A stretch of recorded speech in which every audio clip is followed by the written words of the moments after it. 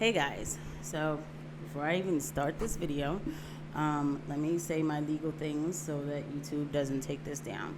Everything in my video is pulled from the public domain, and I'm using them under the Fair Use and Fair Dealings guidelines, okay? I am not a doctor, and I am not a lawyer, okay? So, you're always entitled to your own opinion, but when I give you the links, if you check, you will see that certain things that they're coming from, not certain, you will see things are coming from facts, okay? So let's get started. So this video was gonna be done like a different way, but every time I have a plan for a format for a video, something happens, like some news comes out and comes out and I'm like, I gotta switch up the whole format. So Joe Biden tweeted today and he said, I've already outlined vaccine requirements that will reach millions of Americans. Today, I'm announcing a new step. If you work in a nursing home and serve Medicare or Medicaid enrollees, you will also be required to get vaccinated. And that pretty much, that sums up like anybody who works in a hospital, like you said, a nursing home. When you throw in Medicare, Medicaid, that pays for a lot of things in different places. So he's working on these guidelines, and I'm sure they haven't been finalized exactly the exact wording, but I believe that he'll be talking this week about this stuff. So we'll stay tuned for that. We have New York that has rolled out their mandation, their key to the city passport, jab passport, okay? So in this video, in the end of the video, I'll be talking about some more legal wording about how to fight some of this stuff in court, and I will have the link of the actual video that I watched where the lawyer actually explains it way better than I can, of course. But before I get to that, I wanted to tell just a quick story, okay? So I have this shirt on. Okay, so this shirt is the American flag with the AIDS ribbon. And the reason why I'm wearing this today is because everything going on right now just brought me back to a time that Americans found themselves in a battle, a time not too long ago.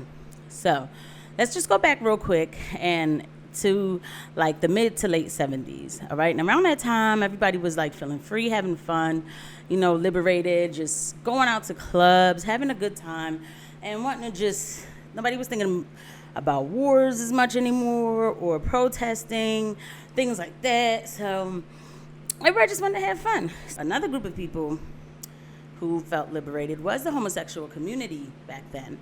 And they were, especially like the gay men, they were out, they were free, they felt like, listen, we could hold hands in the streets. We couldn't do that before.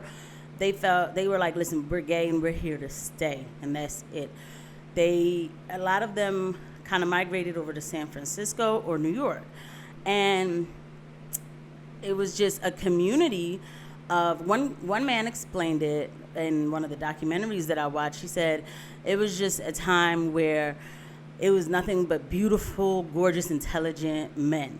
And another man explained it where he was like, it was a time in life that has never happened before where so many men was having sex with so many men who was having sex with so many other men, okay? And I'm not judging anybody's lifestyle, I'm just telling a story. I watched some documentaries to tell this story, and I'll leave the links or the names of the documentaries on the description.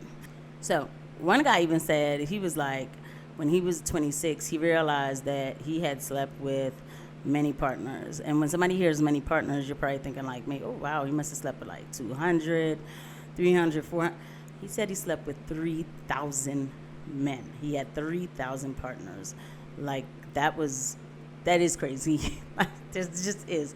Not to say that every gay man was doing this, because there was some who just said that like they weren't really involved with all that sleeping with each other thing. They like to just get to know people and have a relationship, which, that's fine, whatever. But anyway, I'm getting to the point of the story where All this fun was starting to come with a price. See, a lot of people didn't know that there was something looming deep within that was going to turn the whole nation of the world around, actually. Okay?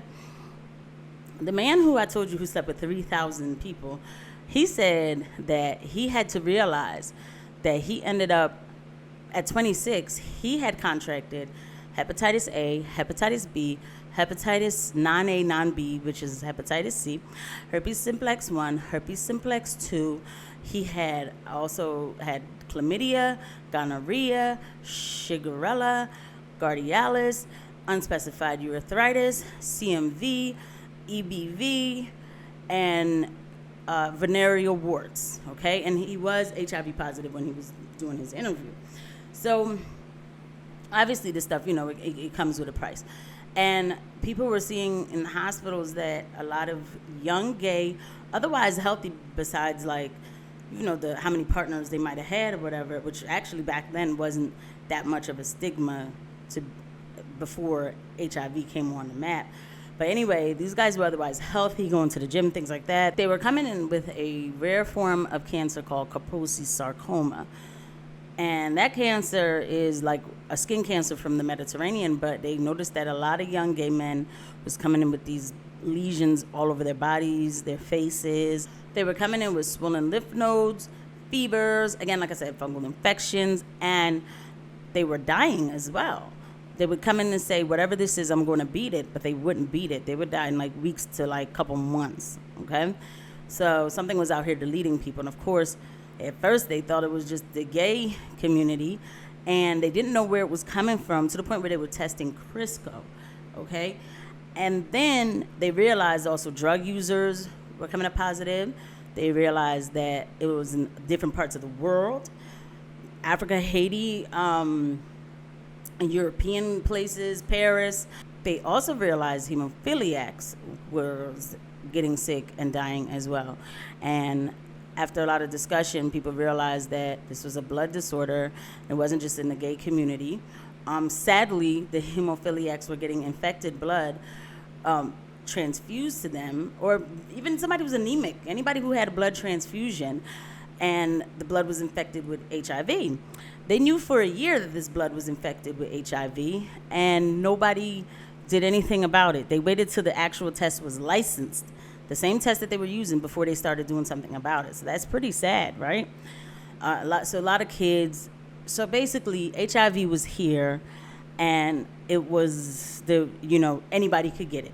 So fast forward to today, HIV doesn't have that face anymore. The treatments have worked, So, it's still here, but people live with it instead of just straight up die from it.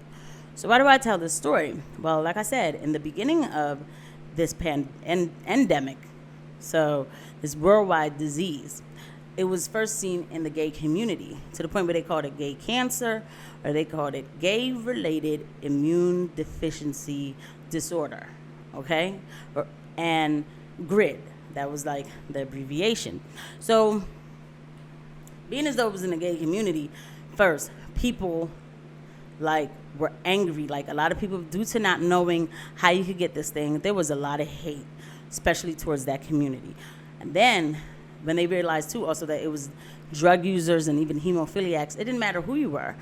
People didn't want to be around you, okay? You had congressmen, such as Congressman Bill Dennemeyer, who was advocating for quarantining all gays, drug users, just put them away, just get them out of society. Some people were advocating, let's tattoo people who are HIV positive, tattoo them on their arms and their buttocks. And so people were protesting too, we need to routine test certain communities, because they need to be routine tested to be able to go to the market, to be able to, take a taxi, anything, because I'm not going to sit next to somebody who I think is going to give me HIV. So sometimes when you don't have knowledge, you don't know what's going on, it will breed a certain kind of fear. I can understand that. But people knew that you couldn't get it through hugs or shaking hands, but they still felt let's ostracize people and put them out of society, okay? So even kids who was HIV positive due to a blood transfusion that was not their fault. People were like, yo, I don't want that kid in my child's school. That kid is like a loaded gun waiting to go off any minute now. What if he gets mad and bites my child? I mean, all that kind of stuff. So the Ryan kids, they were HIV positive, and when they were in the hospital with their family, getting some sort of treatment, people went and burned down their trailer. In the hospitals, AIDS patients were treated badly. Like, dietary wouldn't go into the rooms and give them their tray and take the old ones. No, they would like slide them under the doors, and then the trays would pile up and pile up and pile up, and they would not come and get the dirty tray. The people changing the linen was like, I'm not changing that linen until that person is dead, and then I'm just basically throwing it out, okay? So they were treated like second-class citizens is actually a luxury compared to how they were treated. So why do I tell that part of the story? So because obviously it's not like that today, and you wonder why. A lot of this stuff I didn't remember it. I'm 38, and so I don't remember any of this stuff happening, but the stuff was happening. But I'm glad I don't remember it. But Americans came together. People did come together, because after a while people realized like nobody deserves to be treated like this simply because they're sick. Like it's just any one of us can get sick, and it's just not right. So that's why I wear this shirt with the flag and the ribbon, because the protest started. The gay community, they really fought. They fought against that whole routine testing thing, even though it was their community at first being deleted. And I mean deletion, okay? There was a time when nobody survived, okay? You just were gonna die. But they knew, like, you can't routine test people just to do simple things in society. They fought against that. They protest that kind of stuff. They were protesting government agencies such as the NIH that wasn't testing certain medications that they were hearing were helpful, such as like ribavirin. The NIH would say, oh, well, in 3 to 4 years, we'll know if it works. And these people were like, I have 6 months to live. I need something now. I'll take an experimental treatment, because this was fatal. So they were protesting. They were also educating themselves, others, making videos talking about immune system building. They were starting to go to other countries such as like Mexico, buying the drugs over the counter, because in other countries a lot of drugs you can get over the counter. So they were buying the drugs over the counter, bringing them back, starting a little network. They saved each other. They saved other people. Like this one lady said, thanks to that community, I learned how to take care of my child who was HIV positive.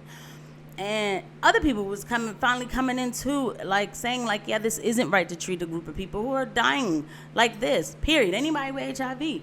Also in the hospitals, there was a group of nurses who started up a new ward in San Francisco General. And they were like, we got to treat AIDS patients with dignity. They're people.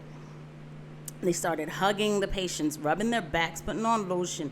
They were taking care of them, making them feel like people. And simple things like hugs meant a lot. Clean rooms, entertainment, helping them to eat. As one man said, it had been a year since somebody touched him, and he didn't realize how much somebody rubbing his back would make him feel like so much joy in his heart, okay? And at first they were like, we weren't even in the business of caring people. We were just in the business of caring for people. And that took a lot of bravery, One of the nurses actually in the documentary, she contracted HIV through recapping some sort of like device, which was like a dirty needle, and she still went to work afterwards. And I'm like, wow, these people were brave, but they knew humanity was better than this.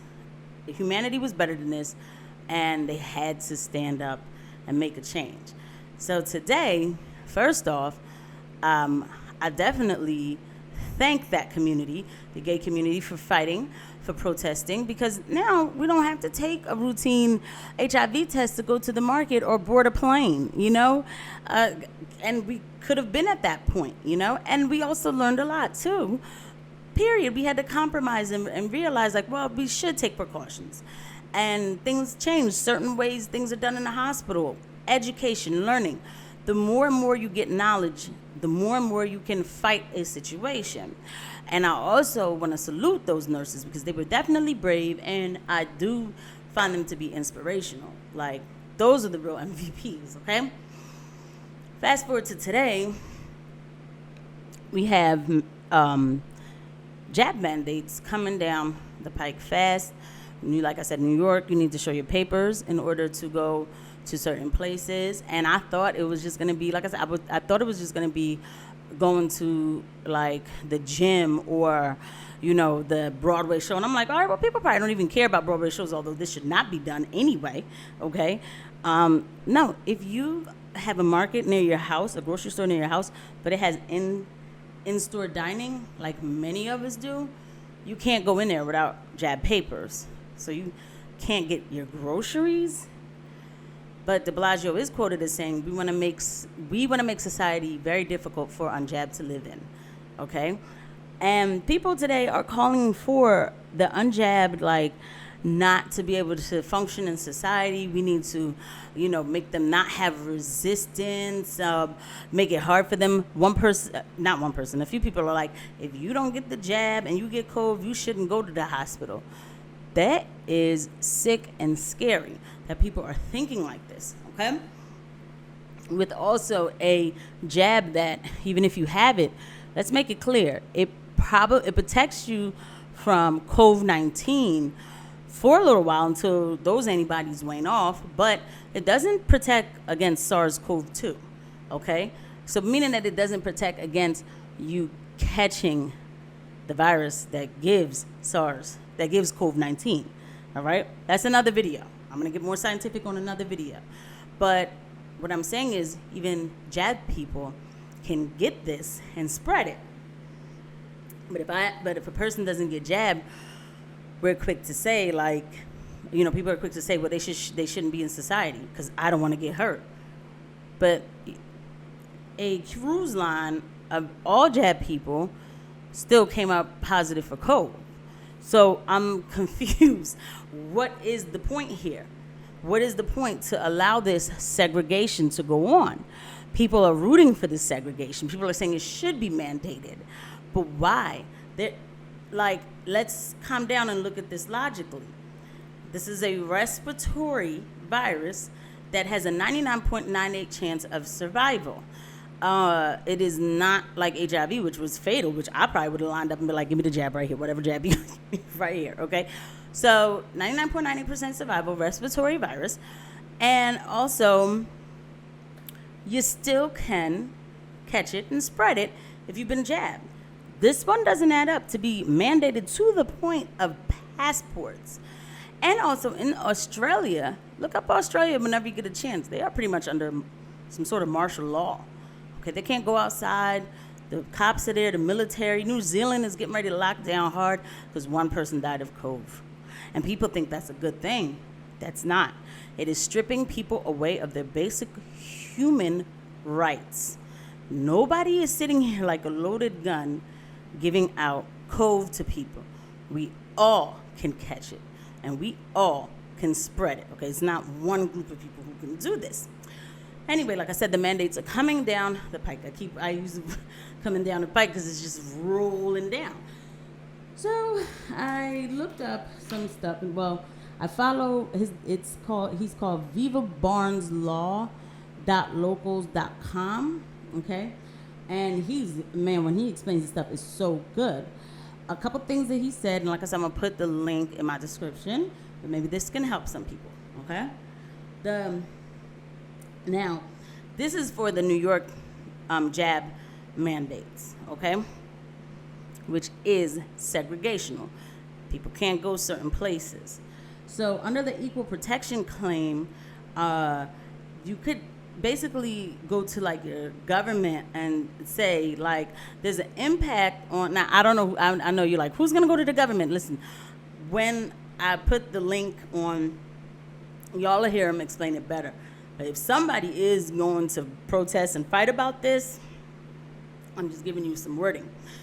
This can show, okay, so under the equal protection claim, you just have to show that there's an impact on a certain group, and the government would have to prove why this policy is still just. So like, let's say New York segregation, right? It is going to disproportionately affect the black race. They're saying that only 30% of black folk in New York are jabbed up. And so you mean to tell me the other 70% can't get into places, that disproportionately affects the black folk. This policy should not be put in place, period, then, right? And where is all these people who were screaming, voter ID is racist, right? Well, they also have to show their IDs when they show their jab passports. And I hate this argument, so I'm not using it for me. I'm just saying, where are the hypocrites who were saying black folk can't get IDs, so therefore you're stopping them from voting if they have to show an ID? Okay, so now when they have to show an ID to go to the market, to go to the restaurants, to go to the gyms, to go, to many other places, where's everybody to fight for that? Where are the activists? But this is why that argument, for real, I don't like it. But where are the people, like I said, who screamed about that? Nowhere to be found. There's a word called integrity, and a lot of people don't have it in 2021. Okay? All right. Moving right along. So, we also have, like, if your employer is doing this to you, which apparently a lot of employers are, there's something called the American with Disabilities Act, right? So a lot of people will think like, well, I don't have a disability, so they're not really discriminating against me over a disability. Well, it's never been argued to this point because nothing like this has ever happened before. But this lawyer, he says that it is designed to cover health status. So perception that someone has a physical limitation, perception. All you have to do is prove that your employer believes that you have some physical limitation, okay, and that they're now discriminating against you. And EEOC recognized that perception of immunity issues is a physical disability. EEOC, equal opportunity, like workplace, So, okay, your employer is saying, well, you got to get jabbed up or else you can't work here. Well, why do you feel like I have to get jabbed up or else I can't work here? Well, I mean, they're going to say something like the law says. Well, just let's be clear, there's no law written about this, okay? Because I didn't see anything go through legislation, but whatever. But, well, we're working with sick and vulnerable, and we don't want you to get people, if you're not jabbed, then you will get people sick. So you perceiving that I have some sort of limitation with my immunity after I already have this job. So your perception is showing that you're discriminating against me based on the fact that you think that I'm not, based on the fact that my immune system isn't up to par with your standards. But, it is not that far-fetched of an argument. It's actually a great argument. Please watch the link that I put. He will explain it better. Even if you fast forward to I think the whole video is 30 minutes long, so you can fast forward to the last 15 minutes, and you'll get a really good explanation of these kind of things. Really, I would watch the whole thing, but my next video that I'm going to do is going to have some scientific facts, and it'll have more stuff that was discussed in that video. Guys, here we are. I can't believe that this is where, I live. This is what's happening today in this world. There's a lot changing fast. Sometimes it leaves my mind almost scrambled, sad, and confused.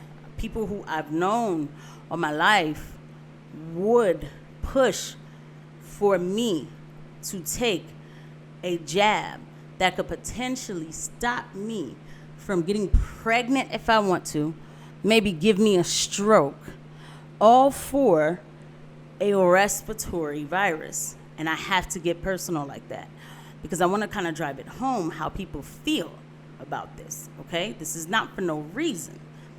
But when I get to feeling like this, I do pray. I'm going to leave you guys with this verse, which I thought was pretty helpful. And it says, all right, Philippians 4:6-7. Do not be anxious about anything, but in every situation, by prayer and petition, with thanksgiving, present your requests to God, and the peace of God, which transcends all understanding, will guard your hearts and your minds in Christ Jesus. Okay?